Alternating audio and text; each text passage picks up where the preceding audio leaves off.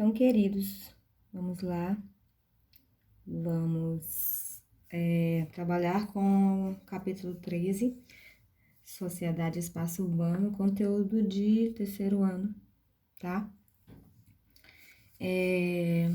Nós vamos falar de sociedade, né, e espaço urbano, tá? No mundo contemporâneo, tá? E aí nós vamos ver algumas contribuições de sociólogos e de teorias sobre a sociedade e o espaço urbano, tá certo? Nós temos como definição, né,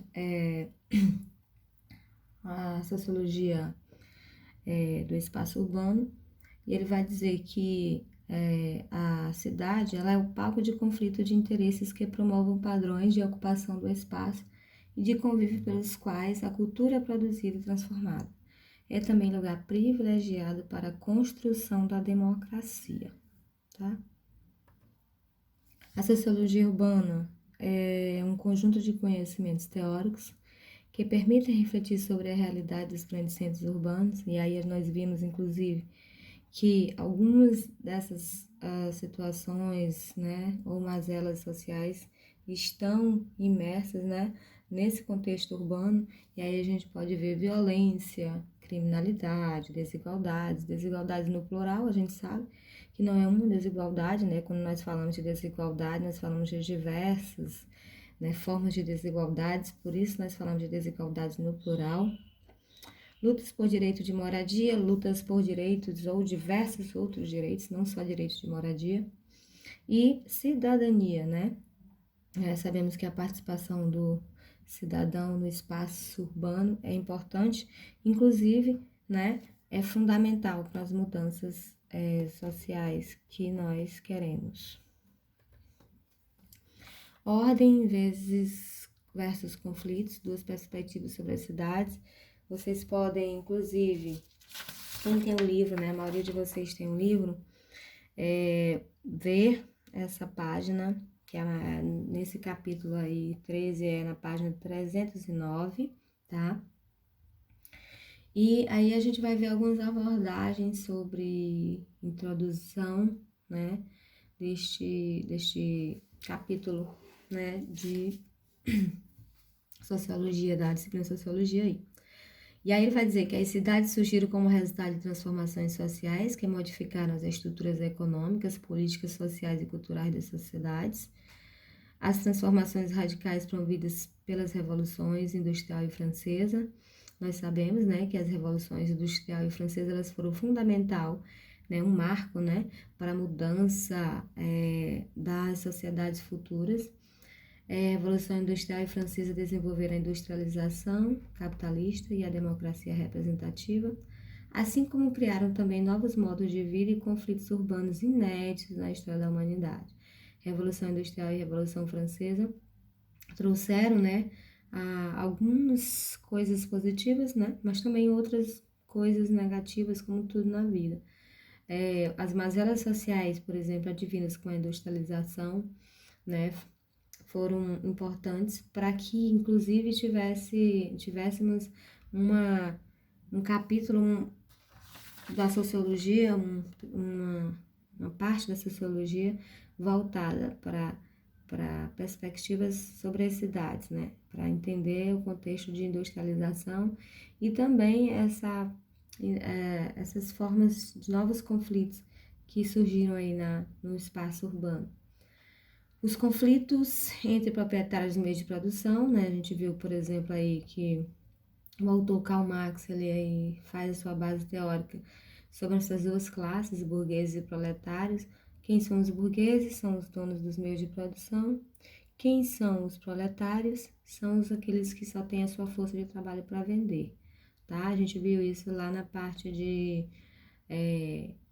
estratificação social, burgueses versus proletários, que são as classes que vão fazer aí a teoria de Karl Marx, tá?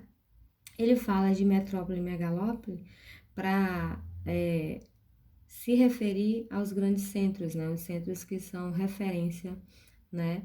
Na perspectiva sobre as grandes cidades ou sobre as cidades. E aí tem uma escola que é importante, né? Porque tem um pensamento, uma construção de um pensamento sobre as cidades, né? Ele vai falar da influência da escola de Chicago e o ordenamento ecológico das cidades, né? Que ordenamento ecológico das cidades é esse, né? Quando se fala de desenvolvimento urbano, né? Quando falamos de desenvolvimento urbano, não falamos só desse desenvolvimento puro e seco, né? Mas o desenvolvimento econômico, o crescimento das cidades, o desenvolvimento urbano é uma conquista, né, que seria, né, de melhor qualidade de vida e de justiça social. A gente sabe que nem todas as pessoas usufruem das mesmas situações, né? Então, o desenvolvimento ele traz tanto coisas positivas como negativas. E aí, a construção de um pensamento específico sobre a cidade, né? Que é isso, a Escola de Chicago. Trabalho de um conjunto de pesquisadores que se dedicaram ao estudo das relações urbanas, isto é, da relação dos grupos com o espaço construído na cidade e das diferenças entre essas formas de socialização. E aquelas típicas do campo, eu errei bem ali. Pesquisa de que se dedicaram, né? Dedicaram, não, vou corrigir. E das diferenças entre essas formas de socialização e aquelas típicas do campo. Que forma de socialização é essa? Isso aí nós já vimos em outros capítulos, em outras séries, né? Socialização, nós temos dois tipos, socialização primária e socialização secundária. A socialização primária é essa que nós temos, né, quando nós iniciamos um grupo familiar, que é a socialização que nós recebemos de nossa família, que é o grupo primário, né, o primeiro grupo que nós fazemos parte, a primeira instituição que nós fazemos parte, que é a família. E, posteriormente, a socialização secundária, que é aquela que nós usufruímos ou que nós recebemos da porta de casa para fora, ou seja, os grupos que nós vamos conviver, nos socializar. Escola, trabalho, grupos de amigos, de lazer e tal, tá? Então, isso quem diz é a Escola de Chicago. Eles vão analisar as formas de socialização típicas, né? Que nós geralmente travamos no centro urbano. A contribuição de Jorge Simes é um autor importantíssimo que vocês vão ter aí, que está na página 110, que vocês podem estar fazendo fazendo na íntegra, né? Eu fiz um resumo para poder trabalhar com vocês em menor tempo, mas vocês podem estar olhando no livro de vocês, tá? Então, ele faz reflexões importantes sobre o comportamento do homem urbano na virada do século XIX para o século XX. Aí ele vai dizer que as rápidas mudanças ocorridas nas cidades exigiram de seus habitantes uma postura que os protegesse do fluxo incessante de estímulos, a qual se traduziria em certa indiferença e esgotamento pelo excesso de sensações. Ele vai chamar isso de postura blasé. Postura blasé. O que é a postura blasé? É bonito de falar, né? Postura blasé. Mas a postura blasé, para Simeon, caracteriza um comportamento indiferente em relação às coisas que deixam de ser significativas, interessantes ou importantes para nós. Por exemplo, a postura, quando ele fala de coisas que são indiferentes, né, que deixam de ter significados importantes, deixam de ser interessantes para nós, é o que nós, por exemplo, no cotidiano, nós estamos tão acostumados a ver as coisas que nós passamos por elas e não damos significado. Por exemplo, um mendigo na rua. Você está tão acostumado a ver mendigos na rua que você não se importa. Você finge que eles não são nem gente. Mas, e se esse mendigo fosse seu irmão? De repente, você está numa cafeteria, numa padaria, tomando seu café, seu lanche, e de repente chega teu irmão pedinte. Aí ia ter um significado para você. Aí ia ter um significado, por quê? Porque essa criatura não é mais uma pessoa sem importância. E aí talvez você tivesse uma postura diferente em relação àquele que não é nada seu, tá?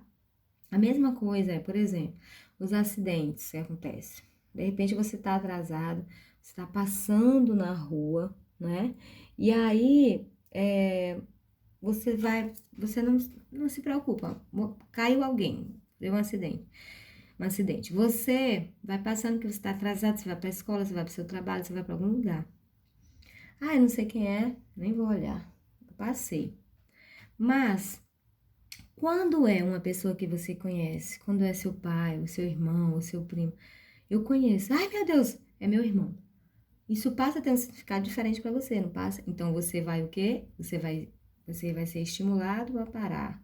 Você vai ter que analisar, ou você vai ter isso vai ter um significado diferente para você. Então vai te chamar a atenção e certamente você terá uma outra postura em relação àquele que te importa. Aquilo é importante para você, tá? Então ele faz essa menção à postura prazer para dizer que as coisas que são indiferentes, que não têm significados, não são importantes, não me chamam atenção, não tem contribuição nenhuma para mim. Agora, quando tem importância, aí, né, logicamente eu vou ter uma postura diferente, tá? Então, postura brasileira para aquilo que não me interessa, para aquilo que não me chama atenção, para aquilo que eu não tem nenhum significado para mim. Então, para ele, o homem da cidade age com a cabeça, enquanto que o homem do campo age com o coração. Por que ele fala isso? Porque acima ele faz uma análise sobre essa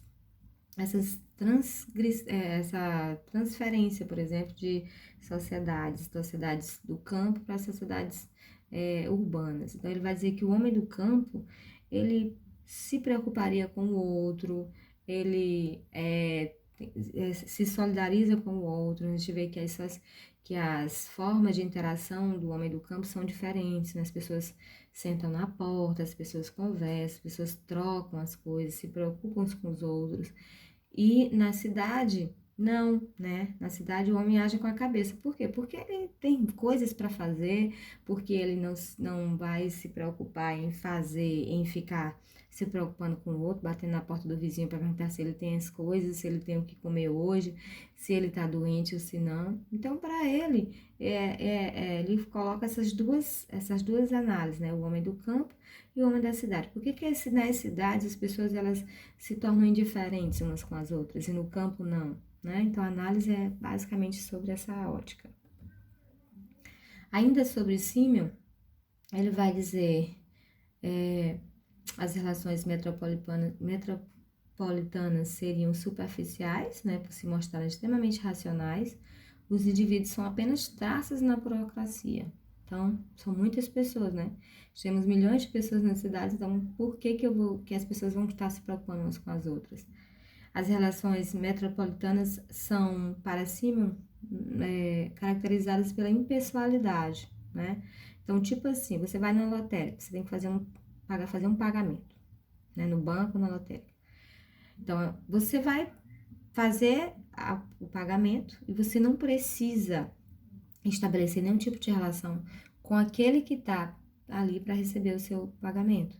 É uma relação impessoal, uma relação que você apenas vai fazer o pagamento e aquela pessoa vai receber. Você não precisa perguntar se ela está bem, você não vai perguntar se ela está com algum problema, se ela almoçou hoje, se ela não almoçou, isso não te interessa. Então, por isso que ele diz que é impessoal, a impessoalidade é que caracteriza as sociedades modernas ou urbanas, porque as pessoas, elas precisam gerir as suas vidas no dia a dia, então elas não vão se preocupar com as relações pessoais, então com aquilo, vou me preocupar em perguntar, vou fazer um pagamento, vou perguntar a vida da pessoa, se ela é casada, se ela é solteira, se ela tem filhos, se ela tá bem, se ela almoçou hoje, se ela tem o que comer, se ela tem casa para morar. Não, né? Porque já pensou se a gente fosse fazer isso, seria o dia todo, né? Para fazer um pagamento. Então, assim, a divisão social do trabalho, ela permite que as coisas sejam muito rápidas. Então, não se perde tempo com essas questões de preocupação com o outro, de pessoalidade. E aí também outro pesquisador importante, né? Autor importante que eu adoro é o Emil Durkheim. E ele fala de duas formas de solidariedade, que são características para analisar essa questão dos grandes centros, tá? Que é solidariedade orgânica e mecânica. Ele vai falar da solidariedade orgânica, ele vai dizer que são características das sociedades capitalistas. A divisão de tarefas, ou seja, o trabalho é todo modificado, cada um tem uma função, né, na sociedade. O individualismo é exacerbado, as pessoas são individualistas, só se preocupam com si. E existe a perda de consciência coletiva, não tem essa consciência coletiva, não vou me preocupar com o próximo, vou me preocupar comigo, tá? A solidariedade mecânica, por sua vez, ele vai caracterizar ela nas sociedades pré-capitalistas ou tradicionais, aquelas sociedades que não são desenvolvidas ainda, e ele fala de coesão por meio dos laços de afetividade, ou seja, as pessoas elas se preocupam umas com as outras, as pessoas elas estabelecem relações pessoais, sim, e de afetividade, e a consciência coletiva é muito mais exacerbada, ou seja, as pessoas elas se preocupam umas com as outras, coisa que na sociedade orgânica é um pouco mais difícil. Tá? Então, esses dois autores eu coloquei para trabalhar. Aqui na página 310, vocês vão ver só Simmel. A contribuição de Durkheim é posterior, eu coloquei porque eu acho importante para vocês, tá? E nós falamos aí de essas duas formas, né? De influência da Escola de Chicago. Esse ordenamento ecológico, ele fala de relação ecológica, né? Ele vai dizer que a ecologia é um ramo da biologia que estuda as relações entre os organismos e entre estes e o meio ambiente. E esse princípio foi transposto aí para a vida em sociedade dos seres humanos e construiu aí a escola humana, a ecologia humana, ou seja, a ecologia urbana que pesquisa a relação de grupos sociais, imigrantes, minorias étnicas, trabalhadores, entre si e entre eles e o meio ambiente, ou seja, o bairro, residência e tal. A ecologia urbana, ela é interessante para a gente entender, né? É um ramo da biologia que de algum modo eles conectaram aí com a sociologia para poder analisar as relações urbanas. E por sua vez, né, as relações urbanas aí, a relação do espaço construído das cidades, né, e das diferenças entre as formas de socialização típicas do campo, que é aquilo que a gente já falou. Ou seja, as cidades, elas têm uma forma de interação diferente da do campo. A gente sabe, a gente percebe isso muito claramente. Esses dois autores, eles são importantes para a gente analisar essas teorias, porque são os bambambãs, né, dessa análise sobre as sociedades. Eu coloquei essa chargezinha só para a gente, né, interagir com o conteúdo que foi estudado. E aí tem dois seres humanos num espaço muito, diríamos que desfavorecidos, né? Espaço de desfavorecido. E aí a gente vê, né, uma cidade toda bonitinha ali, com prédios altos, e eles praticamente sem nada, né? E aí ele, pai, eu quero morar naquele mundo. Que mundo? Por que ele diz que é um mundo? Porque é um mundo distante para ele, né? Uma situação que ele não conhece, que ele não partilha, que ele não usufrui. Então, para ele seria como um mundo diferente, um outro mundo. Porque nós sabemos que existe, principalmente com a Revolução Industrial, com a industrialização e com as sociedades capitalistas, algumas pessoas elas ficam de fora da participação dos direitos, né? Inclusive do próprio direito de ter moradia, né? A gente sabe que o princípio da isonomia diz que somos todos iguais perante a lei, que deveríamos todos, né, ter os mesmos direitos, mas a gente sabe que algumas pessoas são bem mais favorecidas do que outras, né? Infelizmente. E a outra situação, né, de mazelas sociais, a gente vê aí algumas situações, né? Uma criança passando fome, certamente catando detritos no lixo, comida, e uma favela e uma situação bem favorecida aí, né? De uma situação de desigualdade bastante estabelecida nesta foto, né? Riqueza extrema, pobreza extrema, né? São duas situações que nos levam a refletir sobre a estratificação, a desigualdade social, as mazelas sociais, né? Que é corriqueiro e que é comum do espaço no espaço urbano, né? Das sociedades capitalistas. Muitos não têm nada e poucos têm muito, né? Então, assim, é uma situação de extrema pobreza e de riqueza ao mesmo tempo. Então, a gente precisa fazer essas análises porque não é só os grandes centros que têm essas situações. A gente sabe que em Codó, no Maranhão, no Nordeste, né, no Brasil e no mundo, nós vamos ver essas situações de desigualdades sociais extremas.